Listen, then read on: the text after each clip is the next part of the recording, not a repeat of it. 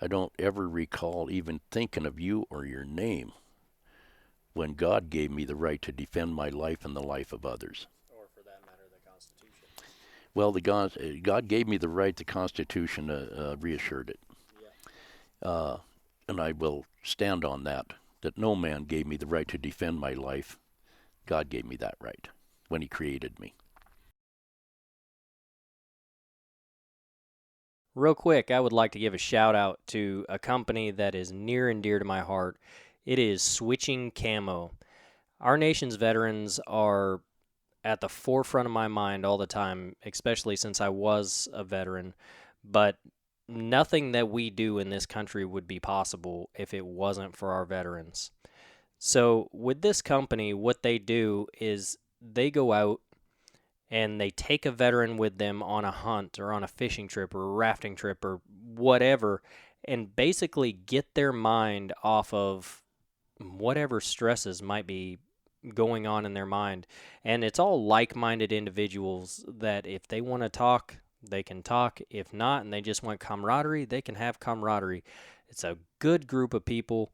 And I absolutely applaud this program. I've personally taken some veterans out on some hunts, and there's a lot of good that comes from it. So see what you can do about supporting Switching Camo in whichever way. Give them a like, give them a follow, and buy a hat from them or try and support a veteran in some way through them. It's amazing the things that they do and the giveaways that they give for veterans and for notoriety and stuff for the veterans. So definitely give these guys a like and a follow. You can find them at switchingcamo.com or Switching Camo on both Instagram, Facebook.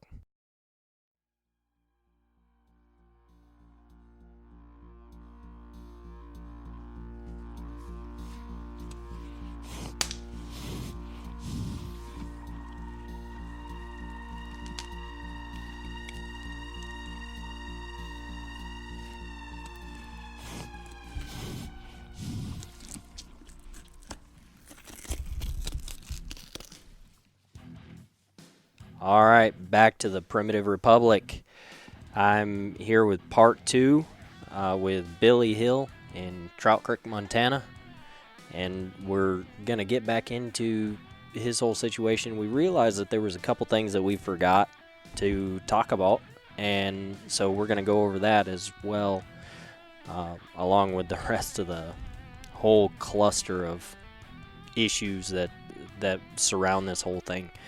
But Billy, if you want to get back into it and go over what we had missed before in regards to that bear attack. Okay.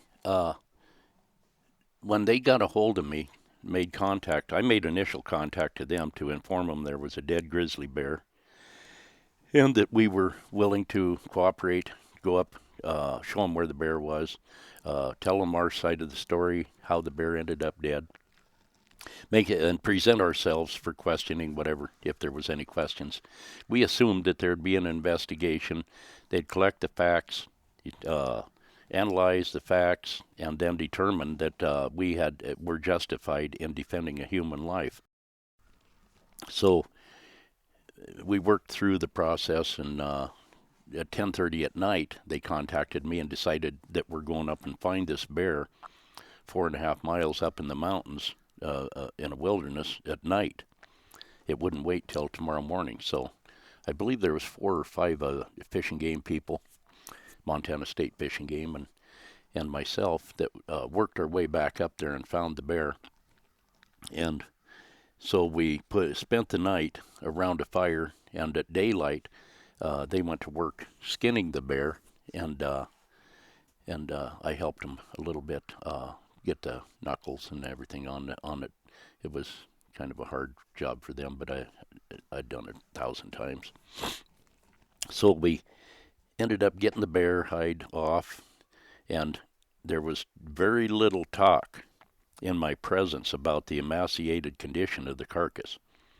The bear was starving to death. It was obvious to me as a experienced hunter and mountain person that this bear had no future. He was a dead ender.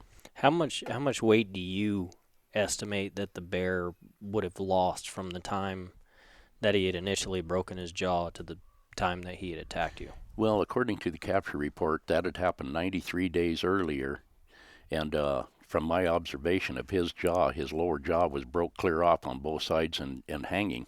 He could not compress to chew. He couldn't compress the lower jaw up into the upper one to pick berries. He couldn't do anything to fetch food or process it for digestion. He was, if he was eating anything, it was just a chunk of something he found, because he had to take it in, swallow it, and that because there was no way he could chew. It's amazing that he was able even to drink anything. Yeah, yeah. I don't know how he did that unless it was with his tongue, just lick and lick, lick, But this bear had survived 93 days off of the body fat that he had at the time that he got injured. Which isn't much in June. No, no. You're absolutely correct, because they den up and then they come out like in April. So he had lost all of the weight, and I have no way to calculate how much, except I didn't notice the weight on the capture report. But thinking about it, they had to weigh him somehow, I would think. Yeah, well, that's what I was about to say, because if he was collared, they have to estimate weight when he's collared, and then tracking him and all that kind of stuff. And maybe I'm wrong, and maybe anybody. Actually, I've got a fish and game official that I can speak to from another state, who deals with wolf capture and grizzly capture and stuff like that. That may be able to lend me some idea of how they do it. Whether they keep up on these animals yearly or whatever. Maybe there is some sort of a record somewhere that I don't know how amicable they're going to be with letting us see these records, but maybe there's some sort of record somewhere that could show us. Yeah, because the only thing I went on is that this bear was 27 years old when they caught him. That's an old bear. That's an old grizzly. And he may have naturally lost some of the weight that he had in his prime. Yeah. Because he was 27 years old. They usually only live in their late 20s in the wild max. Yeah. So in captivity is around like 35, I think it is. Yeah. I was amazed when they said this bear was 27 years old, because he was very agile, believe me. I mean, I was in my prime, and he showed me some lessons. Yeah. In the process of pursuing me, he definitely had dominance over me in every aspect. But 27 years old, he had to have lost some naturally by the time he was caught. But we need to review the capture report again and see what weight he had on the day that they trapped him. I know that they never weighed him when we went up the mountain and found the carcass. They never weighed him. They just pulled that hide off of him, and the next morning first thing, and we were off the mountain. See, that seems ridiculous too, that they would have not weighed him as an investigatory thing. I mean, the guy that got jacked over there in Colorado that strangled that cat, they even weighed that cat. Yeah. Well, it's a pertinent fact. Yeah. It absolutely is. Necessary. I mean, it's one thing if you're going and killing a cub versus killing a full-grown grizzly. It'll lend a lot of information to the investigation. Yeah. It really will. Absolutely. Well, anyway, they pulled the hide off and rolled it up, put it in a backpack. We abandoned the carcass on the mountain, and I assumed that mentally they had calculated that the carcass would be disposed of by other bears and birds. They would eliminate it down to just bone. So with that idea in mind, it raised some questions to me. Number one, I assumed there was going to be no charges because this critical evidence was being abandoned. So if there isn't going to be any charges, there's no need for the carcass as evidence, and this thing's all going to go away. So they were kind of reluctant to even hear me tell my story on the mountain. So nobody took a note when we did talk. But when we got down to civilization again, if you want to call it that, uh, we were we were I was separated from the two hunters that had in fact done the bow and arrow hunts or hunting and killed the bear in self-defense here. Those two people had been arrested. They had been arrested and drug up and down Main Street and showed to be examples for what happens when you kill a grizzly bear. This carcass laid up there for 3, maybe 4 days with me rolling around all the possibilities in my mind day and night. Why was that left on the mountain? And finally I couldn't take it no more. So I went up the mountain with my horses in the middle of the night in the middle of a rainstorm, and I retrieved this carcass. And I brought it down and I froze it solid because it was starting to smell. I froze it solid, and then I took it to Missoula and surrendered the carcass as evidence for the state of Montana against me. Now, why did you surrender for the state of Montana? Because you had told me this the other day, and that's crazy. If the law says that if I would have got that bear carcass off of the mountain, an endangered species animal, and now I'm under charges, if I had got that carcass as evidence for my defense, they would have charged me additionally with transporting an illegally killed endangered species animal, and that carries a heavy, severe penalty. So I had to surrender the carcass to a qualified authority who was Dr. Jonkel, Charles Jonkel at the University of Montana, who was the grizzly bear recovery expert for this area.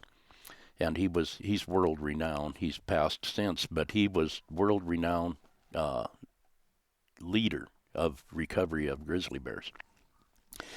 I had previous knowledge and previous experience with Dr. Jonkel in helping him in his efforts to locate these grizzly bears, because I was in the mountains all the time and had I had observed existence of these bears that he was studying, so I furthered that information to him to help him locate bears. We were not great friends, but we were acquaintances, and I felt that there was a mutual respect, and I could trust this guy. So that's why I took the bear to him and the carcass and surrendered it to him. But what really showed me something was out of kilter was 3 days later.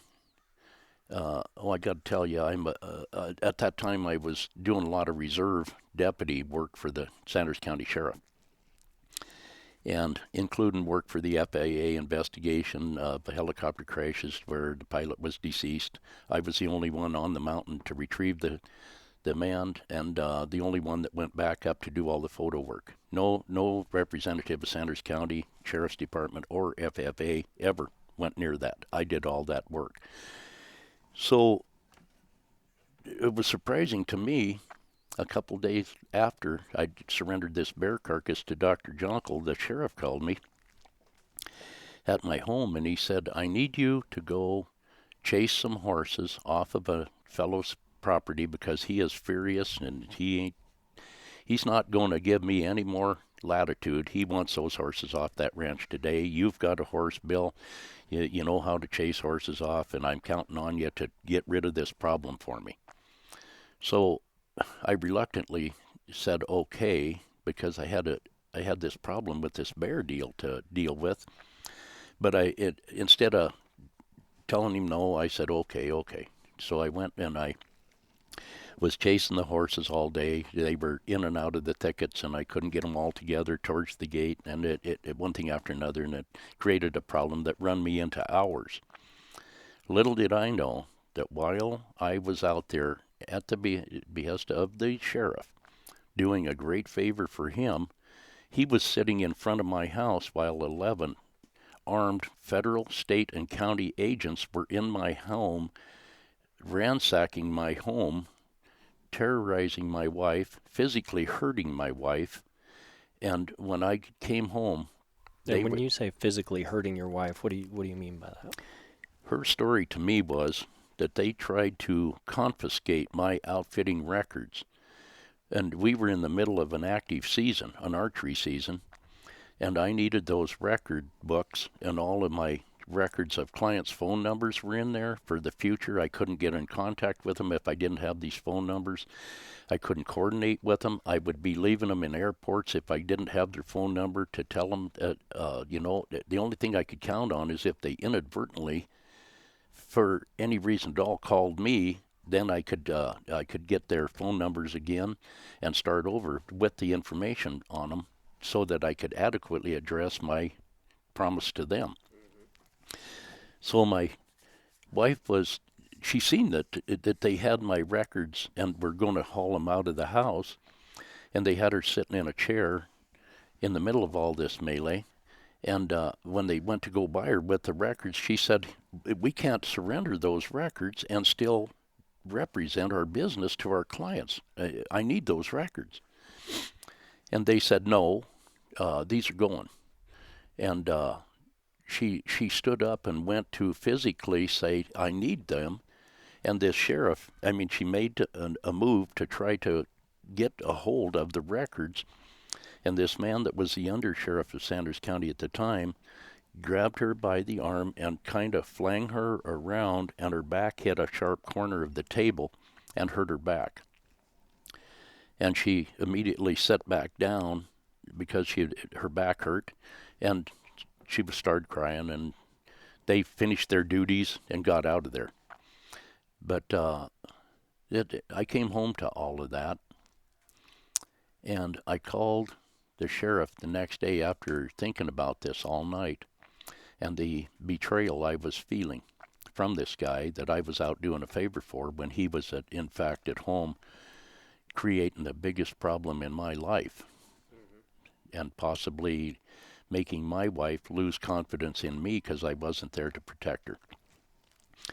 So I called this sheriff and I told him, "I'm totally aware of everything you did yesterday.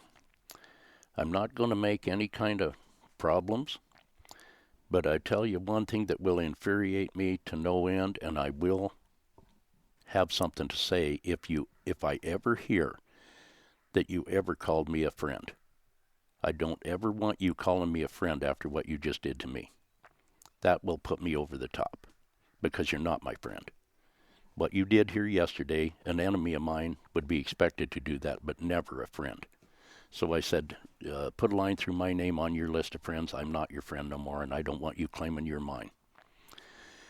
So anyway, that episode culminated later, might even have been a year later, 2 years.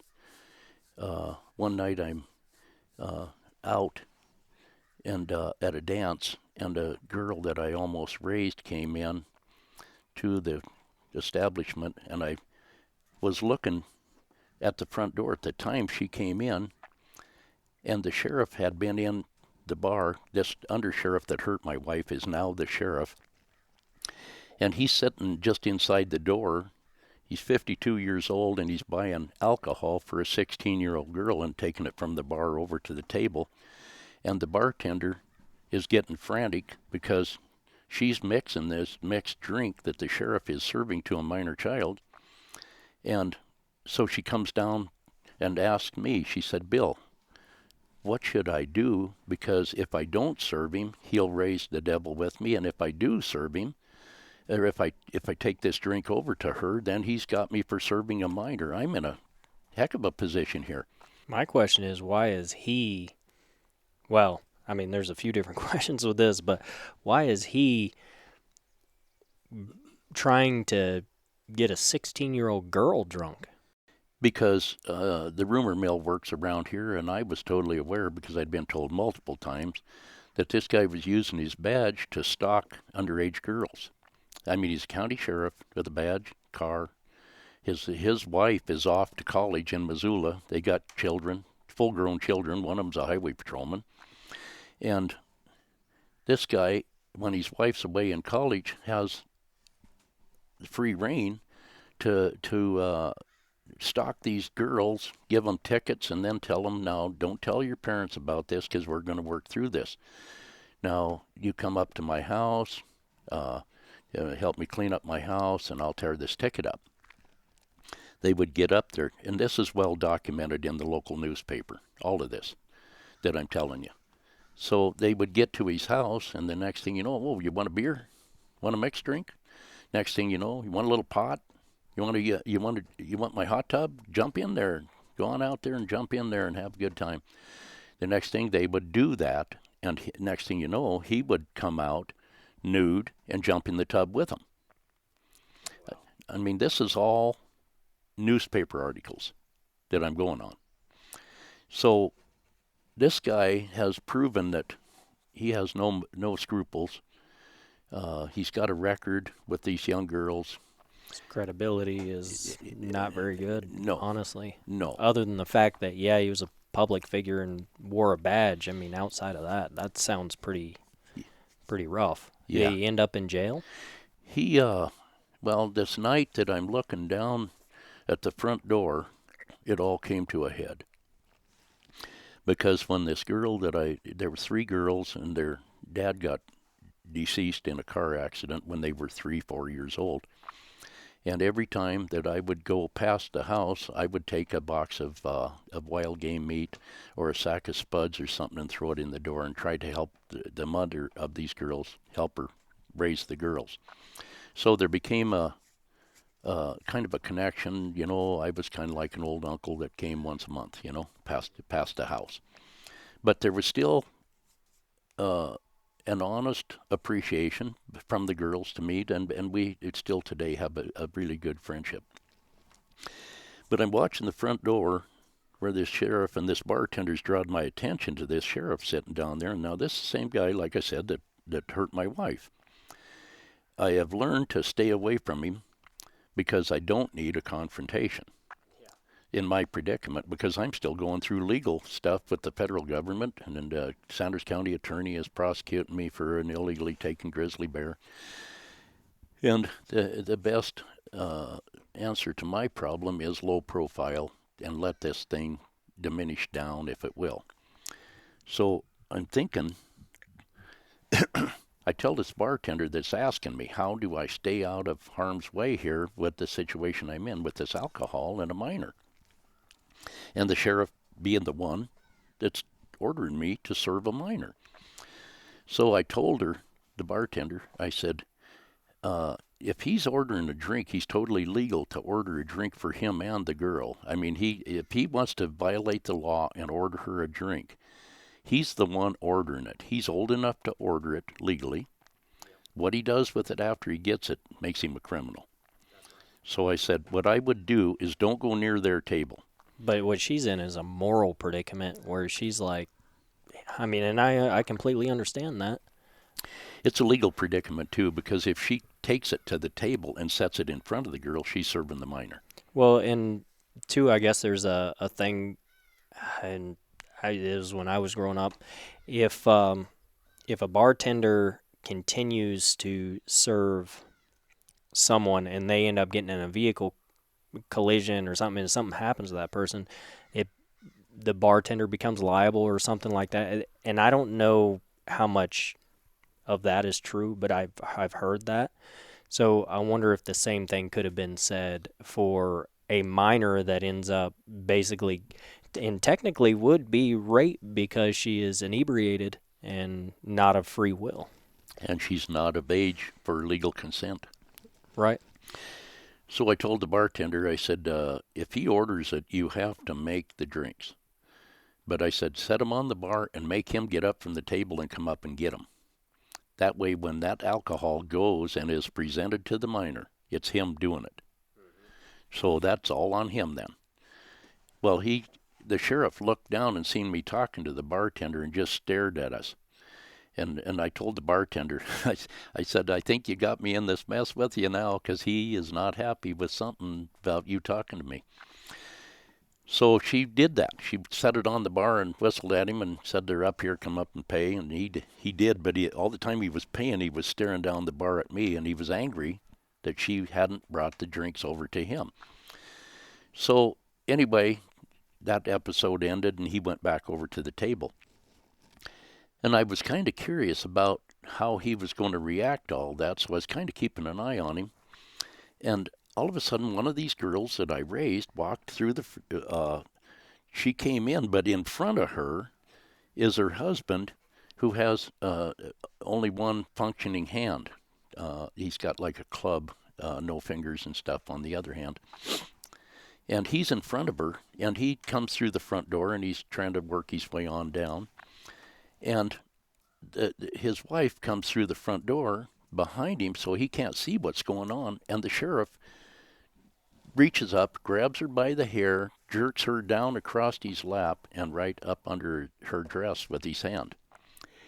Well, she went to fighting him and his aggression and tipped the chair over that he was in, that he was trying to pull her down into with him, tipped him over backwards, and he hit his head on the floor. And she was up first, and she was kicking him in the head and everything. And then she turned. I can't say I blame her there. No. I mean, these girls are feisty. They're raised in the mountains. They take care of themselves best they can. And this girl wasn't going away easy after he attacked her. But she did go away. Well, when she went away, she's trying to catch up with her husband, because he didn't have any idea this was all going on behind him. Well, I was standing, and he was looking at me, kind of coming down to have a word with me, because he knew we were all friends. And I'm pointing behind him, trying to tell him he's got a problem behind him with his wife, and he doesn't realize that. Finally, he gets the idea something's wrong back there. So he as he went to turn around, the sheriff had got up off of the ground and went and blew past this guy's wife, who he had assaulted, and him, the sheriff, and his highway patrolman's son, and another son, all run and caught up with the sheriff with only one good hand, and they beat him to the floor, had him down, stomping his head on the floor. And a good friend of mine... You mean not caught up to the sheriff, but caught up to her husband? The sheriff and his highway patrolman's son, right, and another son of the sheriff, the three of them caught up with the one-armed husband, who hadn't done nothing wrong, didn't even know anything was going on, and just started hammering on him and beat him down to the floor and started stomping on him and everything. And so a friend of mine that was in there, big guy, 6'4", 360. Big guy. He's a big guy. I hollered at him, and I said, kind of peel them guys off, and I'm going to get this guy out from under him. And I did. I grabbed him by the boot and drug him out while James was corralling all these law dogs, whatever you want to call them. They were out of control. They weren't really good law officers at that moment. They were bad examples. Rabid dogs is what it sounds like. They were.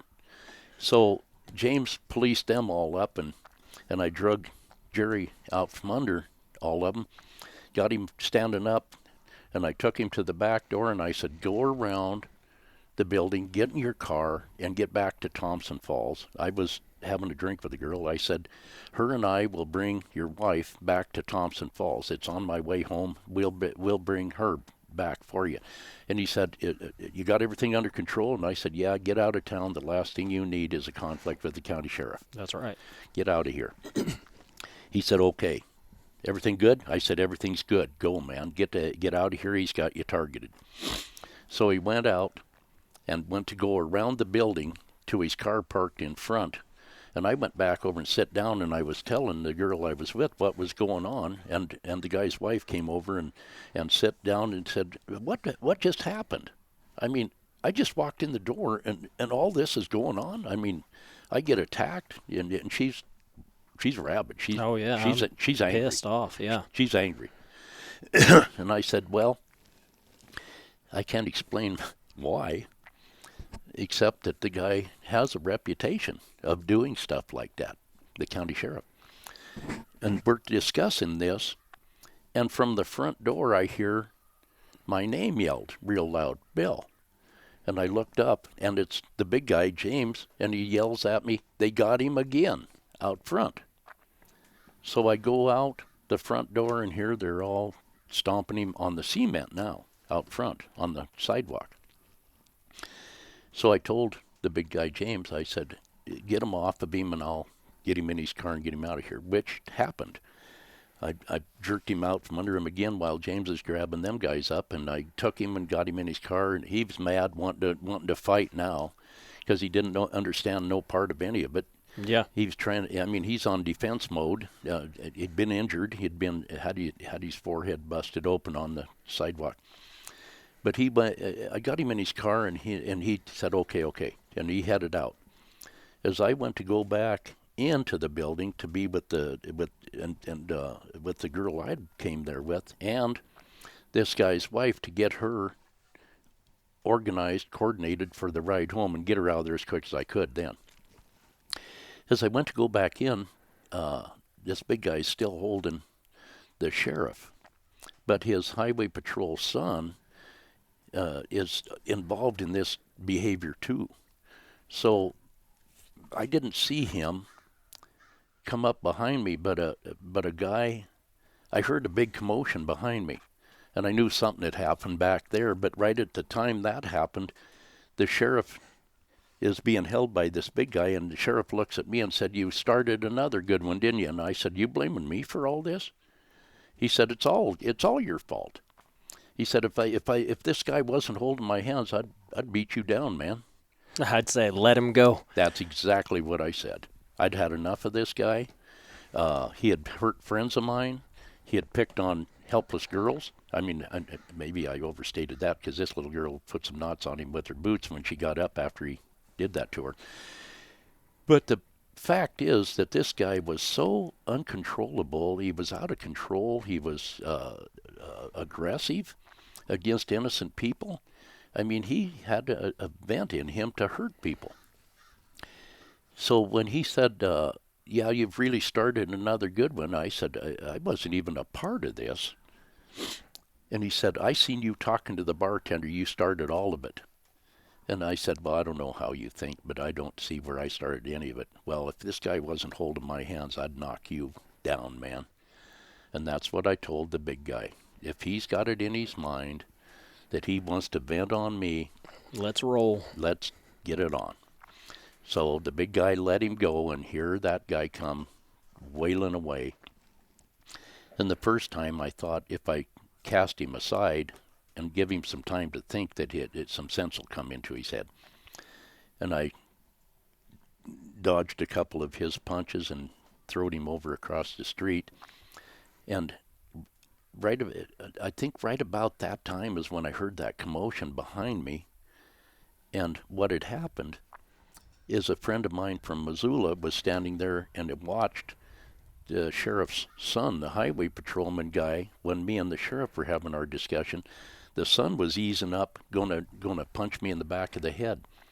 And this friend of mine out of Missoula punched the highway patrolman and knocked him out.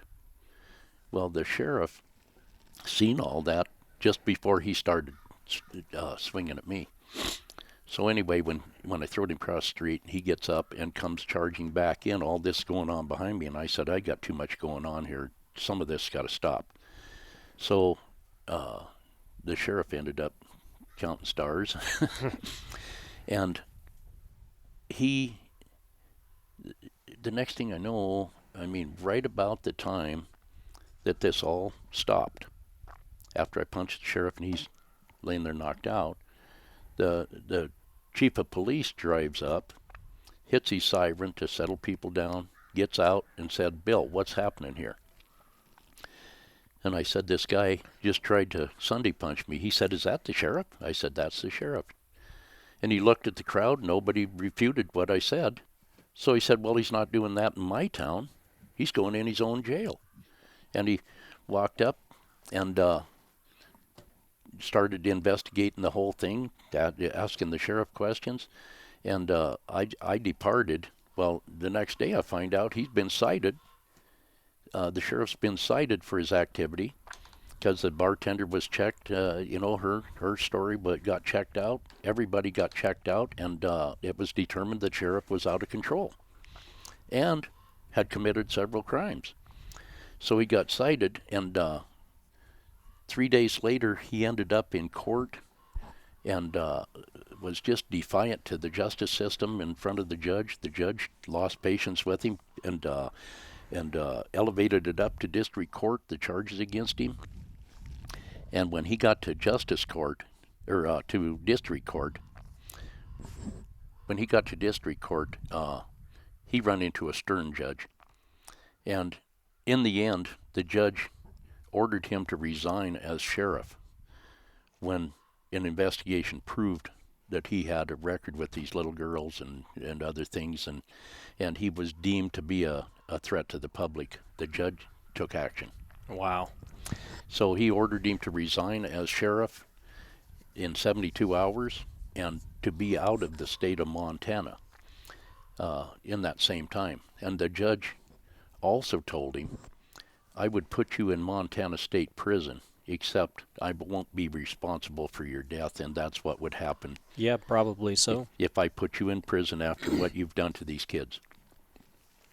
So he left the state of Montana and he went to Idaho, and all the rumors that keep coming back are just rumors, but I keep hearing that he's doing the same thing over there with them young girls. I mean, this guy was never served a day in jail for his crimes. I never punched him on account of what he did to my wife. This was defending myself against his aggression that night. Although There's that sweet satisfaction later on, though. I was accused of punching him out by people with Fish and Game, and everybody said that I did that because of what he did to my wife. And I said, yeah, like you say. It went through my mind, and I questioned if I did it for that reason, and I don't think I did. Because even as strong as my wife was, did he deserve to face a man instead of a woman? Of course he deserved to face a man instead of a woman in my own home. When I married that woman, I promised to protect her. And what did I do? In the spirit of community service, I abandoned her. Yeah, but you didn't know. No, I didn't. I mean, there was no possible way to know that was going to happen. Right, but it did happen. Right. So how do you deal with that? I mean, I went through all these questions. Had I forsaken my obligation to her by allowing her to be hurt in my own home? I mean, all these things were pressing me to see if I'm really a man or I ain't. Mm-hmm. Did I fulfill my obligations as a man, or did I let her down? See, I mean, it's mental turmoil. Oh yeah. And in the end, I had decided that she, my wife, had taken a direct hit emotionally.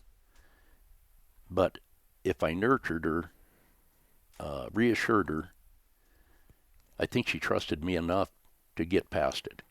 Right. And learn that it wasn't me that did that.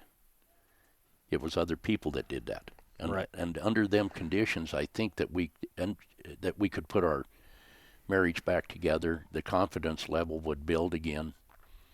And I'd reassure her I would never, ever leave her alone in the home for this to happen again. Yeah. So after that, what else had transpired? Further on in the judicial system.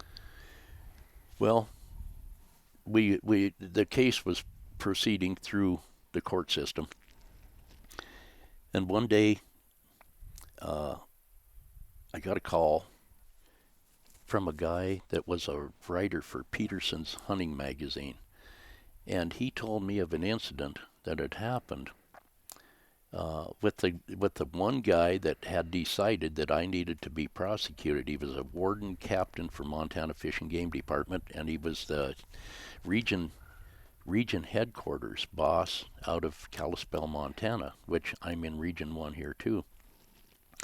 And he was the lead authority overall matters concerning grizzly bears, fish and game in Region 1, state of Montana.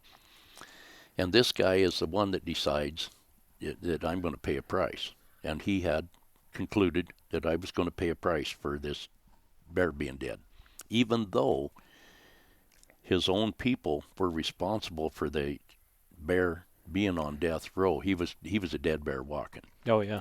I mean, this captain's people had broke that bear's jaw. The bear hadn't ate for 93 days. When he was in the trap, he had broke his front leg. He had broke his jaw in 14 places. His lower jaw was hanging. In his rage, before he broke his jaw, he had chewed off one of his own testicles. Wow. That's in the capture report, that he only had one left. This bear had mutilated himself out of rage. And these people were working for this warden captain by the name of Lou Kiss. Now, this guy had decided that I needed to be prosecuted, and the hunters, the bow and arrow hunters from New York, needed to be prosecuted. We need jail time to learn our lesson. I'm still today trying to find out in my own mind what lesson he wanted us to learn, because he tried to purvey that he in legislature had gave me a right to self-defense, but a limited right to self-defense. And my response was, I don't ever recall even thinking of you or your name when God gave me the right to defend my life and the life of others. Or for that matter, the Constitution. Well, God gave me the right. The Constitution reassured it. Yeah. And I will stand on that no man gave me the right to defend my life. God gave me that right when he created me. So I'll stand by that. And so anyway, this guy, this captain with the Montana Fish and Game Department, when I get the call, he had decided to retire. He had a brilliant career in his mind out here in Montana, and he was going out with a bang. He was going to have photographs of him releasing a big, mature grizzly bear from a cage trap that they had caught this bear in. And this warden captain was going to climb on top of this culvert trap. And when the captain raises the gate on film, they're going to just snap a lot of pictures from another automobile or something, secure area. And this guy is going to be documented as a bear-friendly recovery effort expert, and all that. That this is a guy that knew what he was doing all the way through dealing with this endangered species, and he was the best friend of the endangered species because he was helping recover him. Excuse me. So what happened is, when he elevated the gate that secured the bear seen the gate open and decided to step out. Well, they had this all rehearsed, and when the bear steps out, there's a guy on each side kind of behind the cage that can get out of there back in the vehicle quick if the bear turns back towards them. They just step back 2 steps and jump in a door and slam the door. But they're standing there with 12-gauge shotguns just to make sure nothing goes wrong for their boss. Well, when the gate's lifted and the bear steps out, he just touched the ground, and the guy in the truck had the truck in gear, and his foot slips off the side of the clutch, and the truck lurches ahead, which finishes the bear had just stepped out at the time the clutch engages and the truck lurches ahead, but the captain on top is thrown off of the truck and off of the cage, and he comes down right on top of the grizzly bear that has just been released, and the bear instinctively turns around instantly and snarfed this guy, bit him, and broke his leg. And at that time, these two game wardens with 12-gauge shotguns see their boss in peril, and they cut this bear in half with these 12-gauge shotguns. This guy had totally made a disaster out of his cowboying for the photographs. Mm-hmm. I mean, the one guy's foot slipping off the clutch turned this into a disaster. So was he prosecuted then? Because basically he had two guys that were defending his life, and I mean, was he prosecuted? Absolutely not. The Fish and Game Department denied that either of these people had ever shot the bear and turned the captain into a hero by saying he shot the bear dead with his pistol. Doesn't matter though. If you're going to kill a grizzly and we're holding that whole Policy. that whole policy, then that captain should have been held liable and gone through the whole prosecution process as well. Well, they did a little short investigation, internal investigation of his people, investigated him and determined that he was more important than the bear, and the bear had to go because he was a threat to the life of the warden captain. But that doesn't circumvent the judicial system. Or the captain's own policy. That's right. So, yeah, it's don't do as I do as I say Right. kind of policy. And So- I know I'm innocent. I don't know you're innocent. Right. So what other what's the word, retribution did you have to face because of all that? Well, At what I say what other retribution, but what are some of the causes for even some of the retribution that you've had to face and all this, do you think, other than, the bear attack itself, but what else was there? well, when I look back, I mean, hindsight is always 100%. But when I look back, there was a conspiracy to bankrupt my family off of our property Why? because of I had no idea why. Just for the property? No, and my mother passed away in '06, not knowing what the main conspiracy reason was. She had no idea why she was being harassed, intimidated, threatened all the time by this district ranger with the Forest Service, and we were under attack for anything from the fishing game. They were in on the conspiracy to eliminate us out of our outfitting business, out of logging. In '09, they shot my cattle. The Forest Service told everybody they were legal to shoot them if they got on their property. The conspiracy was to bankrupt us so that our ranch would come up into foreclosure. And there's no doubt in my mind that there was a group of people, including the district ranger and possibly people with the fishing game, working together to bankrupt us and get us off of this property. But in March of 2016, a friend of mine called me and asked me if I had seen the environmental impact statement for the Rock Creek mine, and I said no. He said, well, that's right behind your property, isn't it? And I said, yeah, it's that wilderness that my property boundary is a mutual boundary. And he said, well, you need to see this. So he brought up the draft environmental impact statement published by the Kootenai National Forest in Montana here. And in that publication, now this is the same people that we have to go to for logging contracts, outfitting permits, grazing permits, every way that we support our ranch.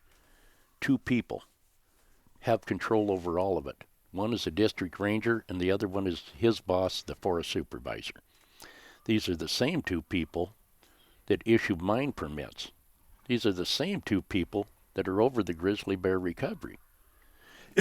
These are the same two people that are pretty much God.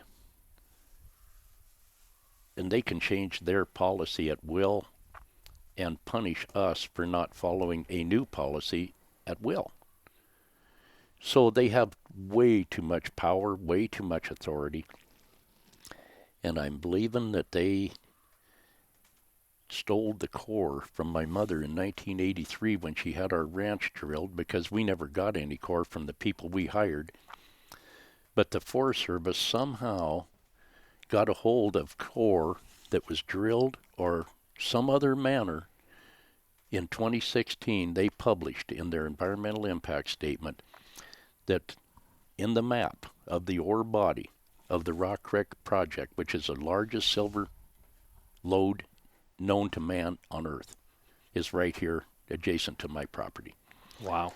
They determined that there is 229 million ounces of silver and 2 billion pounds of copper. I mean, if you the silver, probably you could probably estimate that at $19-20 an ounce, and if you multiply that out, we're talking $5.5 billion that we may be sitting on here. That's just in silver. Yeah, and so my mother passed away not knowing all of this. So I'm thinking, and all of the evidence is kind of concluding that there was a conspiracy to remove us off of our property and make this come up for sale. And nobody else knew about the minerals under it, including me. I had no idea until 2016. Now, this battle had been going on since 1983 when the property was drilled. But you got to go back and look at what happened in 1983. My sister was beat to death in a domestic incident, and she left 4 little babies. And my mother and dad adopted all 4 of them. And so my mother's in her 60s. So later that same year that they adopt them, the same year the core got stolen, later that year my dad passes away. So it leaves my mother in her 60s with 4 little babies out here.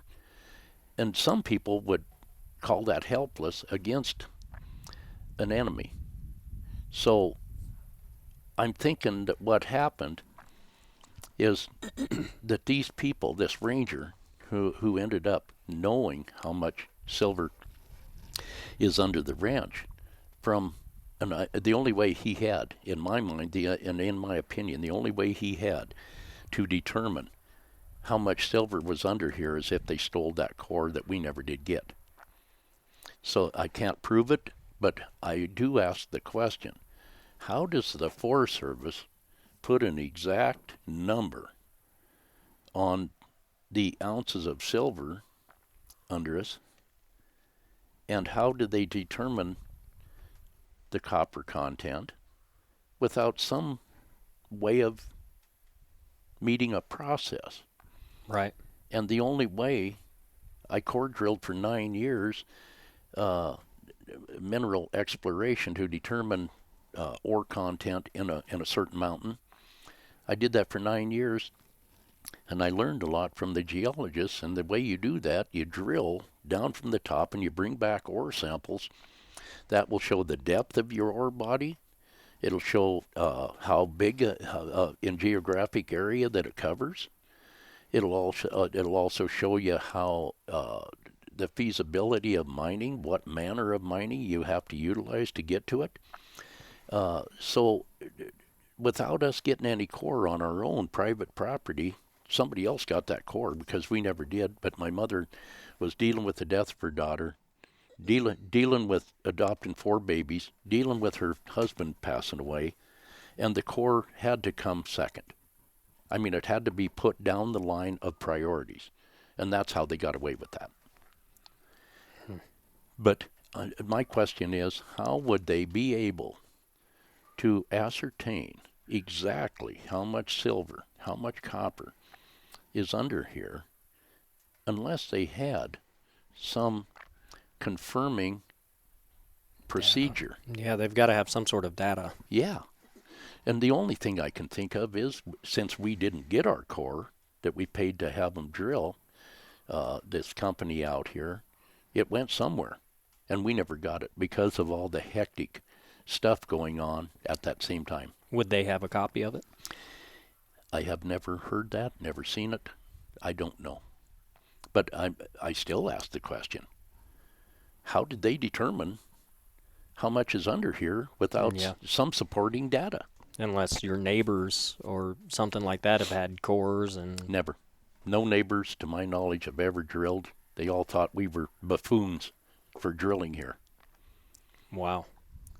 Yeah, I mean it seems far fetched to be able to calculate. That's like, looking at this mountain, I'm gonna say there's about 500,000 ounces of gold there. But but when you publish it to be a matter of fact in a federal document, Yeah, you, absolutely. You you better damn well have some data to back it up. yeah, because you know you're going to be asked to support that opinion. I mean, confirm that opinion. Right. Wild guesses are not allowed in federal documents. Well, they're not supposed to be. No. Yeah. But that's what's been going on. This whole procedure since '83 has been aimed at one thing.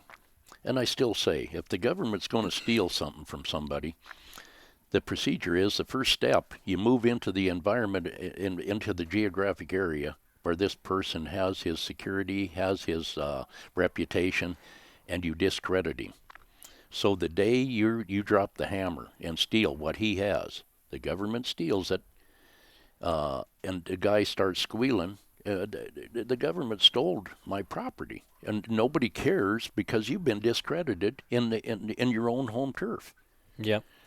To the point nobody will talk to you anymore because you're that idiot. The government told me he's an idiot. I'm not giving him even a fair shake. Well, and I tend to think that this whole bear attack, maybe a happy accident. No. But on the other side of things, why don't you go ahead and get into why it may not be a happy accident? Well, let me go back just a second, Aaron, and tell you, finish this up just a hair and close this gap that I've inadvertently left open. We were charged with killing a grizzly bear in a closed season. We were found innocent of that, me and the two New York hunters. The fact that I'd been denied my right to self-defense, I was unarmed. What did they expect? For me to just, well, I know what they expected because our man, the captain, had said that acceptable policy when you are confronted by a grizzly bear is you got to lay down and play dead. I've never lived by that rule. I didn't have a gun to kill him, but so I run, and I lived because I run. Well, depends on how you look at it. You probably lived because the bear had a broken jaw. Exactly. So we were found not guilty. So I was angry of why I was even prosecuted. This has to be something more than just an incident that was investigated thoroughly, and they found me deserving to be prosecuted. Well, and real quick too. So anybody who is not familiar with etiquette when you approach, or well, not when you approach, but when you come across a grizzly, if that bear attacks you out of the blue, if it's not a sow with cubs, chances are you're looking at being food. Yeah. So the actual acceptable policy now is you fight like hell and you try and get away from that bear. And so, it being a male, and you can obviously tell it's a male during that time of year because it didn't have cubs, it was food. So, yeah, you fight like hell to get away from it. Look how far that policy has come since the day that we were prosecuted. Back then, there was no consideration for any of that. It was just if you are confronted by a grizzly bear, you lay down and play dead, and if you end up dead, that's just the way it is. Mm-hmm. Now, it's evolved because of court cases such as mine. But anyway, the fact that that we won and we were found not guilty, I was angry. I filed a lawsuit for malicious prosecution. against the state, and it went to a jury. They awarded me $107,000 in damages. And that was in Montana Supreme Court, right? No, from there, that was in district court. But then, okay. then Fish and Game appealed it to Supreme Court, and the unanimous decision of the Supreme Court was I'd been denied my right to self-defense. Pay him the money. Wow. The Montana Supreme Court case of Hill versus Burlingame, Fish and Game, and the federal government over this grizzly bear citation, in my opinion, held high relevance to the people of the state of Montana because it was based on our individual right to self-defense. I had been denied the right to defend my life by being prosecuted, because by prosecuting me, they said that I didn't have the right to defend my life against an animal owned by the federal government, that I was expendable, but the bears, in their low numbers, were not. But even in the United States Constitution, you have the right to defend yourself against attack. That's part of the Second Amendment, is, you have the right to self-defense, and, I don't understand where they could even stand it. It had to have been an unruly thing from the federal Fish and Wildlife to have made their own policy, but it completely circumvents the United States Constitution. You're exactly right. And with that clarity of our individual rights to defend ourselves, it made my mind search for the real reason that they did prosecute me, because it was right there in black and white, like they had no right to prosecute me for this crime. So what was the ulterior motive? And it came back to me that there was cronyism going on and corruption in my county, to where one highly authoritative figure would do a favor for another one, even though they were taking a chance of being sued because of it being highly illegal, what they were doing, such as prosecuting me. Right. That should have had an investigation up on the mountain. They should have realized I was totally unarmed. The only means of self-defense that any of us had were the 2 bow and arrows that were there. And you put the book of Stephen Herrera of Bear Attacks. Anybody that's ever read that understands any man fully armed is at an extreme disadvantage in a thicket of timber with a wounded grizzly bear. Oh, yeah. The man is, he's at a total disadvantage. Here we are with 2 primitive weapons, bow and arrows, 2 of them, and the so-called mountain man, the guy with the experience in the mountain, is totally unarmed. Well, the only thing I could say about you're at an extreme disadvantage is distance plays a huge factor in whether you're disadvantaged or not. And the fact that you're within bow range, and if I remember correctly, they were recurve, weren't they? No, they had compounds. Oh, were they compound? Well, even still, a long shot for a compound bow, and, a lot of people debate with me on this, 50 plus yards is a pretty long shot. I've heard of people making, 80 plus yard shots on animals, but and your ethics and all that kind of stuff, that's on you. But an over 50 yard shot, to me, is considered a long shot. It's very chancy. And in this country, it's pretty thick. So your shot is not going to be that far. And all of these things that you're laying out here create an advantage for the bear. Exactly. Those things, they go, what, 45 miles an hour? And I was going to mention the speed of the bear, because I had a 60-foot head start on him, and I made 3 jumps. And on the 3rd jump, that bear had closed to 60 feet advantage I had. He had erased that advantage, plus covered the ground that I had covered and run right over me. Yeah. And I was no amateur in the mountains. I could get around them as good as any man I know. I've been in the mountains all my life. I had been against life-threatening incidents before. Nothing as extreme as a wounded grizzly bear. I mean, logging. I did that all my life, and you gotta hustle sometimes to save your life. When logs start rolling down a steep mountain at you, you got to be fast to get out of the way. You got to think fast. You got to think with clarity because one bad decision will get you dead. Oh yeah. And all of that played into my surviving this bear attack. I think it really did because we may say that the bear jaw was broke. He could never kill me with his teeth. But these things are animals that have been known and documented as knocking the head plumb off of a moose with their paw. Yeah, there's several. I was listening to a podcast not too long ago where John Dudley, a world renowned archer, has said that he's got on video of a moose having the back broken by a grizzly with just one swipe. Right. They are very capable at reducing a healthy animal down to easy prey. Yeah. And there's no doubt in my mind that could have happened easily. And I think that more than anything else, I was bewildered of why I survived. This bear had motive. He had anger. He had speed. He had all these He was things. hungry. Environment. Yeah. He was in his environment with a couple of guys at this particular real estate that we were on. Was the first time we'd ever all three been there.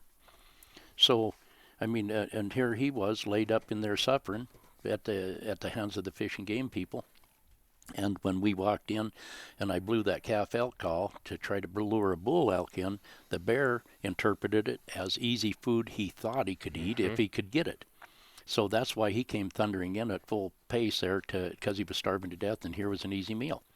So how do you feel about the bear?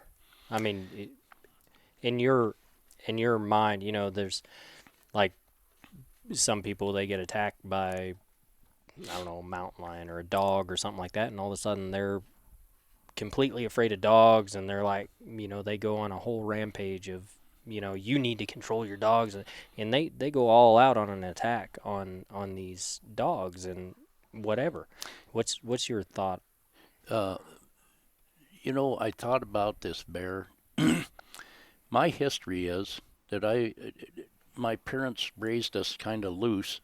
We were allowed to roam these mountains from the age 10 years old. I've spent a lot of nights back in that wilderness area hungry because I wasn't prepared mentally, old enough to prepare, but I still was there by myself at 10 years old enjoying the scenery, had a fly rod. A lot of times I forgot to take matches. So I'd just fish that day and run the 10 miles back out of the wilderness with my fish and put them in the freezer because I'd forgot matches, a kid doing stupid stuff. And I remember going back to that lake, 10 miles back, Wanless Lake, at 3 o'clock in the morning. It pitch black, no gun, no nothing. And I could hear the bears, black bears mostly, probably. I can't verify there was ever one of them. It was a grizzly bear. But I heard bears tipping rocks all the way back. Yep. Was I afraid? Heck no. But getting back to how I feel about this grizzly bear, I've learned that no bear is born a man-hater. It's behaviorally altered to the point where he learns resentment. This bear had been drugged several times. In his past, he had been laying there conscious but immobilized by the drugs, which was Sernaline, PCP, angel dust, whatever you want to call it. It's all the same thing. That's what they use to immobilize these bears. The bear lays there totally conscious but unable to defend himself against human touch, but he has to learn resentment, that he can't do anything about it. So later, when he has human contact, that's got to be a memory of that horrible situation he was in, and he's got to resent the people that he's encountering. So that's got to breed. Possibly. At the same time, though, I've heard biologists, wildlife biologists in the Yellowstone area, where they've collared, elk and different animals and stuff like that. And some of the older animals, they first net them or whatever, uh, and they fight like crazy the first time, they get caught, and then, as time progresses, year after year after year, when they go and catch this animal, it all of a sudden just lays there, and or it doesn't even have to have a full net on them. If the net touches them, they just lay down. So it could be too that they become desensitized to humans, and not to play devil's advocate, but they could all of a sudden have an awareness of humans, and they're all of a sudden not afraid of humans. But assuming their thought process, we're considering hypotheticals. Well, and at the same time, though, that's still a dangerous recipe for an apex predator. Oh, absolutely. The fish and game recovery people are gambling.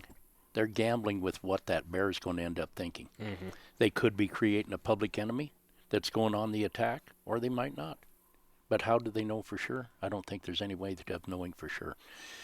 Going back to what I think of the grizzly bear, there's people that told me that they considered me a victim of the Fish and Game Department in this whole thing, how they treated me. But I think that the way they treated me pales in comparison to the way they treated that bear. I think the only crime that I seen in this whole story was how the recovery people, the Fish and Game people,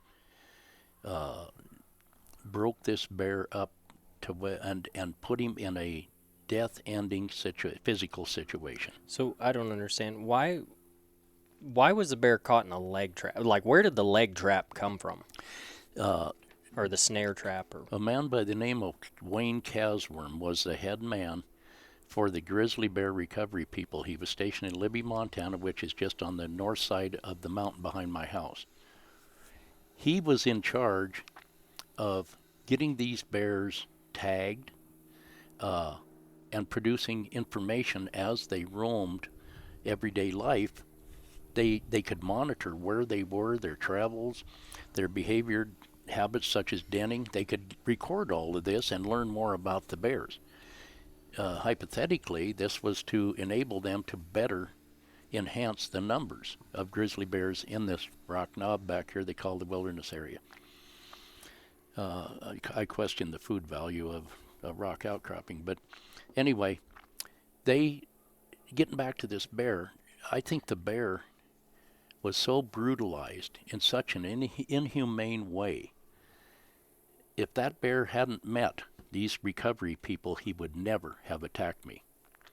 That's highly possible. Yeah, I would probably agree with that. If he wasn't starving, he wasn't going to go after the first thing that was providing food. Absolutely, and I have seen up to 7 grizzly bears in one trip in and one trip out. Combined, I've seen 7 grizzly bears in that one trip in and out. They covered 2-3 days. I counted 7 of them on one trip in and out of that wilderness area. I never, ever for 1 second, ever thought that there was ever a conflict in store. Never. The bears always took evasive action. They respected me. I always stopped, gave them time to exit the area. I watched and listened until I knew they were beyond danger zone before I proceeded down the trail past where I had seen them. I mean, it was a mutual respect that was honored.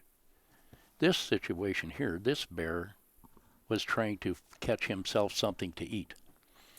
He was trying to survive by attacking me that he assumed was the calf elk that I was imitating. He thought he had a food source in his starvation situation, and that was his only hope of preserving his life was to get something to eat. Yeah. That was why the bear attacked me. That's why I can't blame the bear for coming in on us. I do think that there was a lot of unacceptable situation by the Fish and Game people, how they treated that bear. There should have been some kind of accountability for doing that bear like they did him. I don't understand why they thought a leg snare was an acceptable trap to catch an animal that they were trying to release. Well, this thing goes farther and further paints the picture of unacceptability that they were doing, because The outfitters down here, I was on the board of directors for Montana Outfitter and Guide Association, and I talked with a lot of these outfitters around this Cabinet Wilderness area that were coming up harvesting big mature bears that had been caught in these leg snares, and their legs had been broken, and then they were released to heal up, and some of them people harvesting these big bears were saying that their front legs that had been caught were broken and healed 90 degrees out of normal. Now that had to be one painful, clumsy. It had to be, something that the bear dealt with every minute the rest of his life because of this cable leg snare. I wonder if this is a practice that happened not just in Montana, but from a state-to-state basis, because I've seen a lot of videos where there's an injured bear with one leg, that seems to be broken. And actually, there's a video out there of a bear that literally walks around on his hind legs because something has happened to both of his front legs. This is highly possible that it could have been one of these research projects that is leaving these kind of results. That's totally unacceptable to me. No, I agree.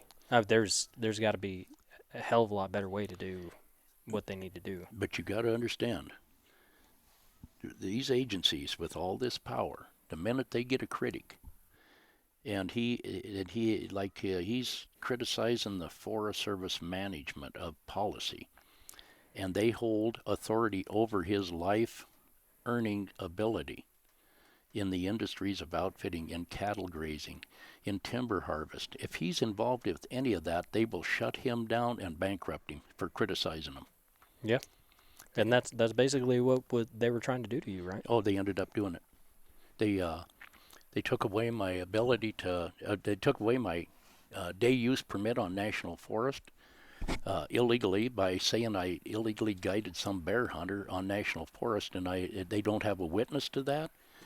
But yet they took away my 33-year-old business based on the fact that they accused me of guiding an illegal bear hunter, and there's no record of any of that anywhere that I did that. What they have is a conversation I had with them where I told them that we were under attack out here on the ranch. Our cattle were under attack by the number of black bear that were coming in, and the minute the cows would lay down and calve, these black bear the cow would lay down to give birth. The calf would move into the birth canal, which paralyzes the cow's hind half. Mm-hmm. So she can't get up and retreat. And these bears, I mean, I hate to be so illustrious with this picture, but the bears would eat the face off of the calf before it was ever born. I mean, it was, and we couldn't financially survive with that going on. So I would go to town and get friends of mine that had a legal tag to harvest a bear and bring them out to my property and try to get them to take one of these bears out that was causing all this damage so that we could financially survive. Okay, so I have a question before you continue this, and you'll probably see where I'm going with this. So you were a guide, right? At the time all this was going on. So did you ever charge them to come out? My friends, no. If I ever had day use to go do a service like packing their equipment in or hunting any animals that I had authority to, that was it was either spring bear hunt, which I did not have any day use to spring bear hunt in these years because they were trying to shut me down, and a lot of times they wouldn't even issue my permit to operate until September or October of the year to minimize me down to a couple of weeks to make an annual income to survive. They would delay issuing me my permit based on some fictitious reason that they just couldn't justify doing that until I talked to some ranger 100 miles from my home, and I needed to get a hold of them, and don't bother us no more until you've done this. And they were just putting me off to delay my permit to minimize my annual income. And it was obvious. We'd go in and we'd try to talk to them about this. And it was a hostile environment. They would ignore us and look at the ceiling, count the tiles, and then they'd get belligerent, sarcastic. chauvinistic to my mother, downgrade her as a woman in a man's world. Uh, it was an actual emotional downer to even go near that ranger station because we knew we were going to take a mental beating every time we did. One of the authorizing agents for our permit later put in a note in my file, and it read, Billy Hill and his mother Edna were in again today whining about us attempting to bankrupt them and take away their businesses. Now, when you look at the end result, a year or two later, that's exactly what they did. Well, why would you even put that in a note if you were... I mean, it seems like there's some sort of a semblance of guilt by even putting that in a note. He was attempting to throw the whole blame onto us for what was going to happen eventually. And they were going to take it away, and he wanted to point out it was our fault it happened before they did it. Yeah, but what I'm saying is, though, it's almost like the guilty dog barks, you know, that whole saying. Why would you even put that in a note? To me, what that did is displayed a hostile environment. Right. It showed they had no respect for us. Regardless, is a public servant. Right. And what I think it showed is they didn't ever intend to show us any respect. By putting that in there, that was a note of disrespect for us because we were whiners. Yep. We were whining about what we observed them doing, and we had no right to comment about it. We were supposed to just take it and keep our mouth shut. So what happened with the whole bear hunting thing? What ended up happening with all that? Okay, so we got this problem with the cows calving out here on the ranch. So I go and I get a couple of my friends, and we're hunting for these bears. Well, they're difficult. They're night feeders, most of them, and this all, I didn't realize it at the time, but it's all going on in the dark, which it's illegal to hunt in the dark. So we weren't having much success, but we were still trying. So one day, a friend of mine came out before daylight, and we sat around, drank coffee, and right at daylight, we decided we'd go out and sit for an hour or two and watch and see if a bear came in, because there was a dead calf laying there that was still half of the carcass was left, and see if they'll come back to it. Right, and we were going to, whichever bear came back to it was probably guilty of the crime. Right. So we went out and nothing came in. So on the way back to Trail Creek, I was taking the fella back, and on the way we were going to go by the ranger station, and there was some other business I had later in the year, and they still hadn't issued my permit. So I wanted to kind of work on them a little bit to let them know that I was cognizant that they were delaying my permit again. So I stopped in, and this friend of mine went in with me, and we're talking about the permit and everything, and we were in the spring of the year. That's the season for spring bear hunting, and this George Bain decides to go on a little bit of a rampage and let me know about all the ways there is that he could take away my outfitting license. And he said, and you better not be bear hunting either, mister. And I said, well, what if I am? And he said, well, you're gonna jeopardize your entire career, your whole outfitting business if you're hunting bear. And I said, well, how is that though? How is it that you're jeopardizing by hunting bear? It's perfectly legal to hunt bear. But he hadn't issued. He assumed this friend of mine was a client, and he assumed that we were hunting on national forest. He also knew for sure that he had not gave me any authority to do any bear hunting on national forest, and I was cognizant of that. I never pushed that. That was never an issue. I never went near national forest land. But when he said, you better not be hunting bear or you're in deep trouble with me. And I said, well, I don't know what kind of trouble I'm in, but I am hunting bear, which I was on my ranch on private property, which the federal government has no authority to either manage or even have any opinion about what I do on my private property. Right. But he assumed that authority, and when I told him, well, if I'm in trouble, I'm in trouble because I'm hunting bear. And he said, would you put that in writing? And I said, yeah, I have no trouble. And in my mind, I know it's legal to do it, so I had no trouble putting that in writing. So I went home and kind of paraphrased, that I've been hunting bear. I intend to continue hunting bear. And I was referring to these trouble bears killing my mother's calves. But he was coming at it from a different angle and thinking that if I was hunting bear anywhere, that he had authority over me, and he hadn't gave me permission yet to hunt bear, and he was God, and I'd better listen.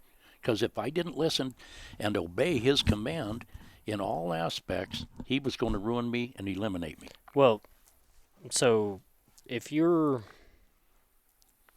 an outfitter, you can still hunt personally Yes, you can.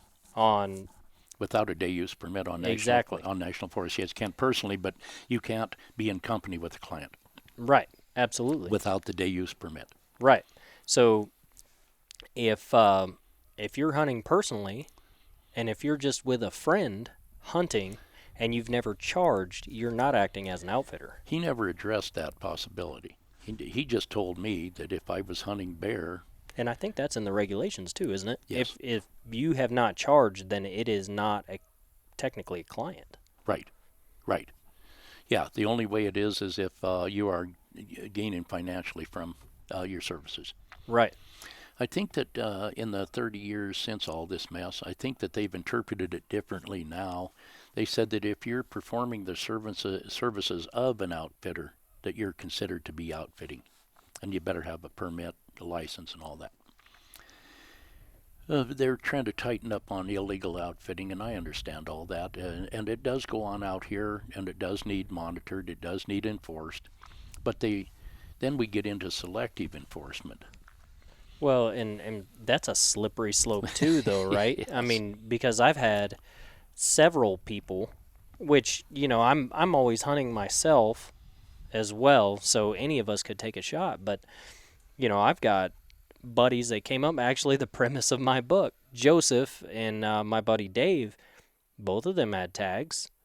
We all had tags, but does that mean that I'm acting as an outfitter because I'm calling for them because Dave sounds like a squeaky goose when he calls and Joe has never called before in his life? Does that mean that I'm acting as an outfitter and I'm setting Joe up for a shot?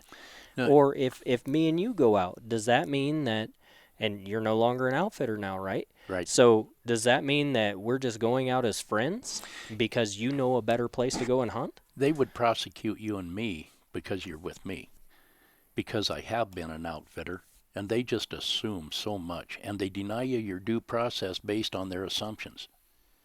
We're going to get later into a cattle deal where we have solid proof of them targeting me personally based on some assumptions that I own cattle, which I have never owned cattle. Never. And they had me cited into federal court twice because they assumed, since my mother owned those cattle, that I inherited them. They assumed that, so they cited me into federal court twice, and to this day I've never owned a cow. So that displays targeting to me. So they've never contacted, never threatened, never prosecuted, nothing of the real owner of the cattle. They've never even looked into it far enough to find out who really owned them. That was not even relevant. The fact is, they thought they had a valid connection to me and them on the cattle where they were roaming, and they came in all guns blazing. Real quick, let's because that's something else that I want to get into as well. But I mean, there's so many tentacles to this whole story. Right. But and throughout your life, and I don't know that we could even get it on even 3 podcasts. Which we're running up on 30 minutes right now for this little section, and we cut it before because we had to go buck bales, but we'll probably put this all into one podcast, so this will all be part 2. But so we'll probably end up having to do a part 3. But anyway, what happened with the bear when you went into that official and said, well, I don't mind putting it in writing that, we're hunting bears? I mean, there's nothing saying that I can't hunt bears. They took that letter and they assumed that I was hunting on national forest where a permit was required, when in fact I wasn't. And it never said in my letter that I was hunting on national forest. It said I'm hunting bear. And is all of those records, is that able to be found? Oh, absolutely. Okay. Absolutely. Well, so anybody who wants to is just interested in this, or if we've got a wildlife attorney or something like that, which do exist, and Mm-hmm. through the Professional Outdoor Media Association, we actually have a wildlife attorney that is a member as well. If anybody wants to look this up, all of these, unless he has said, this is the rumor mill or something like that, all of this can be looked up through records, court records, anything like that. It's all a matter of public record. Yeah, I'll never accuse anybody of doing anything to me unless I lay a document in front of you to prove my point. I can do that. I am so well documented since 1983. I don't think anybody documented events as well as I have them documented. And when I say they did this, they did that, you ask me for the document, and I'll get the document and show you where they said what I said they said. Well, and that's one of the reasons too that I thought this podcast and just all this whole project that we're doing together is so important, is because you have been completely defamed. What was it you said to me the other day? So my grandpa was the head of the Outfitting and Guides Association. Your grandpa? Yeah. Yes. And what did he say to you when he said, "Hey, I got this guy that wants to come over to your place"? It slipped me at the moment. Which guy? Uh, Talking about you? no. The guy that wants to come up and hunt or something like that on your property.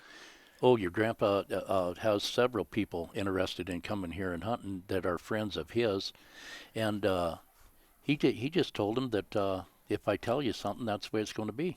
Yeah. I mean that there's no shady areas in what I tell him. What I tell him is going to be done. Right. And you had said also that there's a lot of negative things that have.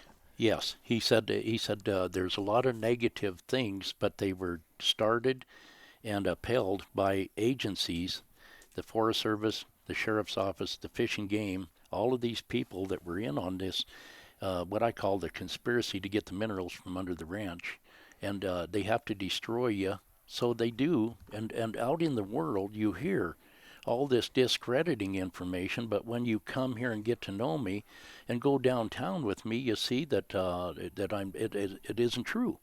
That I am respected. That Yeah, we walked around and everybody, "Hey, Bill, how you doing?" Stopping us in the diner and all that kind of stuff in the grocery store. "Hey, Bill, how you doing?" Yeah, it's It's like you're a public figure. well, and actually I am, since I run for sheriff of the county. I came out of the woods long enough to run for sheriff, and I run against I think a 12 or 16 year incumbent, and I lost by 142 votes. So why was it that you decided to run for sheriff? Because I thought that was pretty cool also. Because of my attorney calling after we won the Supreme Court case, my attorney called me and had me and my wife come into Missoula, and we were sitting before him, and he looked at me for a few minutes, and then he just decided he's just going to lay it all out. So he said, he was brief. He said, I don't think it's only possible. I think it's highly probable that somebody that has something in for you is going to kill you. Just the way I'm getting the feelings from these cases and the association I've had with you, there's somebody wants something, and I think that you're in the way. So I said, okay. So that's when I came home and silently made up my mind that I had to move my wife to Plains where her mother lived, put my kids out here on the ranch with my mother, and I had to go homeless in case they did try to. Yeah, I mean that's enough to scare the crap out of you, right? Yeah, I mean, I ain't afraid of death. I mean, I accepted my own mortality at 18 years old on the DMZ in Korea. I mean, you're here one day, you got to face the possibility you're gone tomorrow. So that's not a big deal. I know I'm going to die. It's a matter of when. So I accepted all that, but I can't ever accept being killed and being stupid enough to get members of my family I'm supposed to love killed with me. If they want me, that's one thing, but I'm going to get my family away from me, so if it happens, none of them have to suffer for whatever they got against me. So I took my wife down and left her at her mother's, and after a year, she called me up and said she didn't know why I did that, and I never ever told her, because if I would have told her what I was doing, she would have said, "I'll die with you." I mean, her and I really thought a lot of each other. She would have done that. She would have said, "I'll die beside you. Don't do this. Don't don't push me away. Let me die with you." She would have. I mean, she was a solid woman. But on the other hand, I try to be a man that doesn't let somebody suffer because of my beliefs. So I moved her out of harm's way. I moved my children out of harm's way. And I got a couple confrontations from the law. I got multiple barrel pit sermons from the deputies that said they'd like a feather in their hat with their boss. So if I got out of line, they'd be happy to show me the power they had, come down on me. And while I'm standing there taking them barrel pit sermons, it crossed my mind. These guys, it only takes one to get it done. And what went through my mind is 1974 when they pulled my cousins, a man and his sister, over and for speeding. And before that was over, they had shot my cousin Terry. They had shot him while he was sitting beside the front tire. They had shot him 5 times. He was dead. And his sister jumped out of the truck and ran around to see what was going on. And they shot her in the stomach, the abdomen. And the rest of her life, she walked, because it hit her spine, she walked looking at the ground the rest of her life. So while I'm getting my sermon, I realized these people may not be kidding. I mean, it only takes one Fruit Loop to get it done. No matter what rights you and I think we have, we only have what the other guy thinks we have. Yeah. And he can cause irreparable damage to you and your entire family. So I just sit there, kept my mouth shut, nodded, and let him vent. On several different occasions, that happened with different deputies. And I just let them vent till they felt another foot taller than they did when they stopped me, and they were content with that, and they drove off. But this is the sort of stuff that when you're standing there taking that, you wonder where the limit is. Where am I going to reach my limit? And something that has entered the picture lately is the Veterans Administration has realized after testing that I have anxiety, depression, all these PTSD things from my military service that I've been living with all these years through all of this. And they are amazed, my counselors are, that I was able to get through all of this pressure, intimidation, harassment, unfair treatment without exploding. They are totally amazed that I got through that without holding somebody accountable. Yeah. And I can't believe. Well, I mean, I can believe, but and it shouldn't be taken as a blowing smoke and all that kind of stuff. Hey, you're a veteran, you know, whoop-de-doo, blah blah blah, all that kind of thing. But the fact that you went off, you served your country, and the same government that you were serving is just raking you through the coals. Well, they've essentially ruined my life. What is that, 27 years ago when they took away my ability to make a living? I've had to live hand to mouth. I've had to raise my kids hand to mouth. I haven't had a relationship for 17 years because I'm afraid to put a woman in the middle of this battle with the government, because they'll reduce her to a crying individual in the mornings. When I wake up, there she'll be, because she don't understand. She can't cope with it. She can't comprehend why. I wouldn't put a woman in this situation again. It's a lonely path that I have to live alone. And I don't know what I ever did to deserve that. And later in this story, when we get to the minerals under this property that they're after, that, in my opinion, is the only reason that I have been forced to live the life I've had to live. Without a companion, without too many days in a row where I can actually say I'm happy with the life I'm living. All right. Well, let's end that there. We're at about an hour and 45 minutes, and then we'll, I guess, have a part 3. Yes, sir.